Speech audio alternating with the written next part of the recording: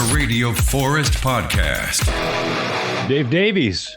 Hey, How are you, sir? I'm fine, Boris. Nice to meet you. Good to meet you. Hey, your autobiography is wild. It's got everything. It's aliens. It's you guys getting banned from the U.S. There's sex. There's drugs. There's rock stars. It's blowing my mind. It's crazy. Did you have to hold anything back? Because it seems like everything's in there. I think there's quite a lot that I didn't put in there. But no, I thought, why not? People learn from people's mistakes, but they also learn from people's lives, what they do. So hopefully it'll end up being a life affirmation, hopefully.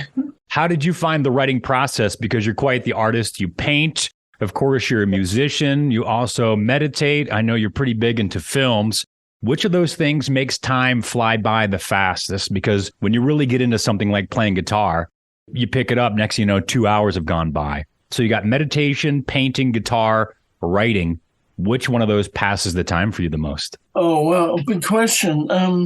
I think if you're enjoying something or really in the moment with something, it makes it go seem faster.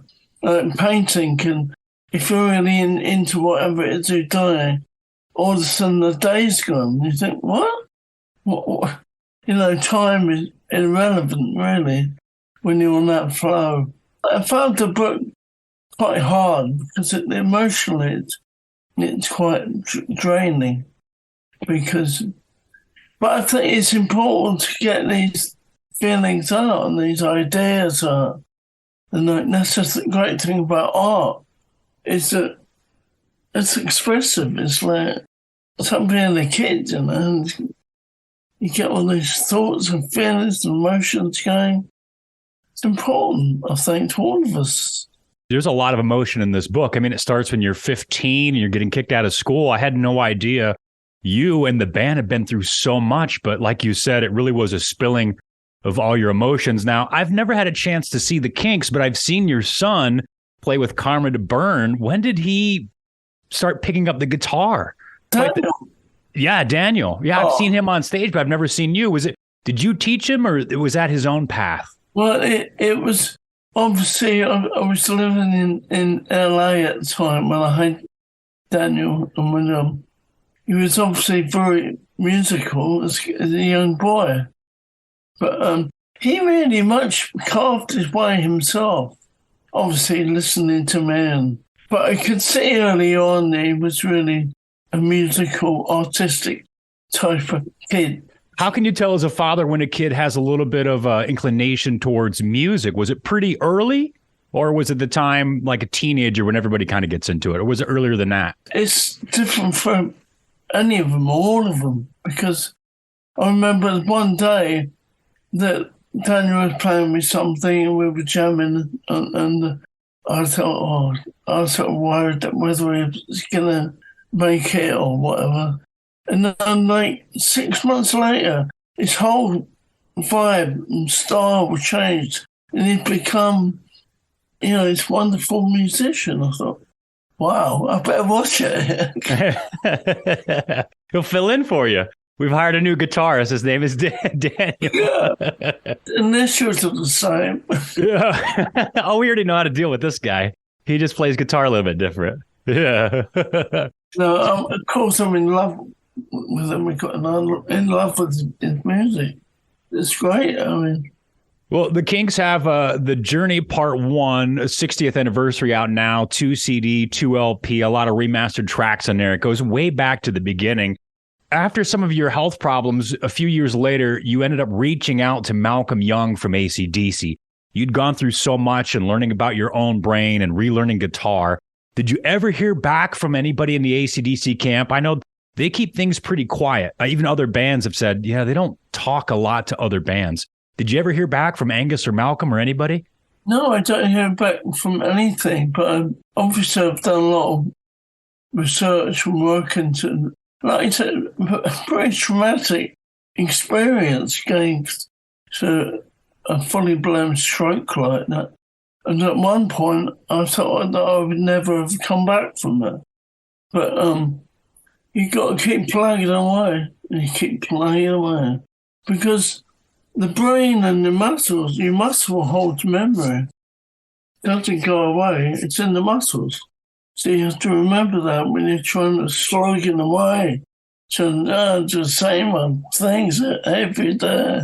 When you came back, was your playing different? Because you had to relearn. I mean, like you said, there's muscle memory, but did your style change a little bit? A little bit. It does. It's inevitable because those neural pathways, a lot of them are kind of pretty broken down, or they might be okay. You know, you don't know what's the nervous system, such a weird one to be contemplating it anyway.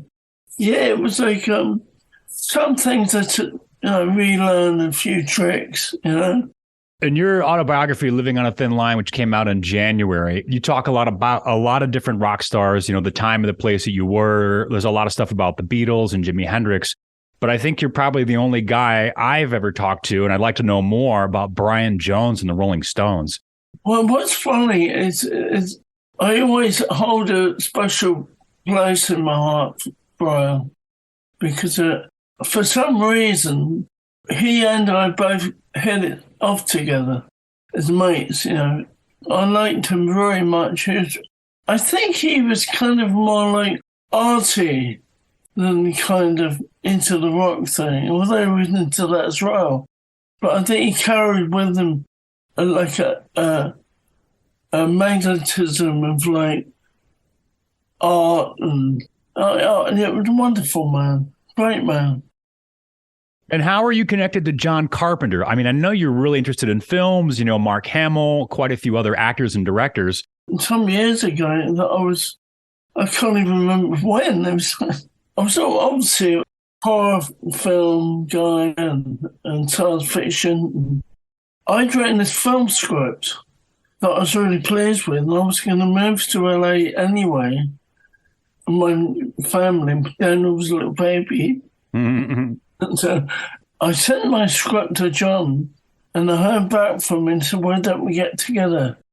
So we got together at I can't remember what it was called, but it was like a famous watering hole of West Hollywood. And we just drank beer and played pool. Oh, that's cool. And, it was such fun that we repeated it over and over. Then I did some work on a couple of John's films. I think the first music I did was an introduction to the Out of the Mouths of Madness. I don't know if you remember that film. No, I don't. And later we worked on a music for Village of the Damned, which was fabulous to work on. Great. And John's got a lot of humour. He's very funny when you work with him. But I found that most people that they go on with art forms, they use their humour to keep them going, It's tough in there, working hour after hour, and hours are long, You got to keep the spirits up. It's wonderful working with John, and we had a great time together. Well, Dave Davies from the Kinks, it's an honor to talk to you. I love your biography, like I said. It's freaking wild. It's out now. It's called Living on a Thin Line. You've got a 2-part 60th anniversary celebration of the Kinks. The first one, The Journey, is out now. David Davies, thank you so much. It's an honor to talk to you today. Thank you, man. That was great.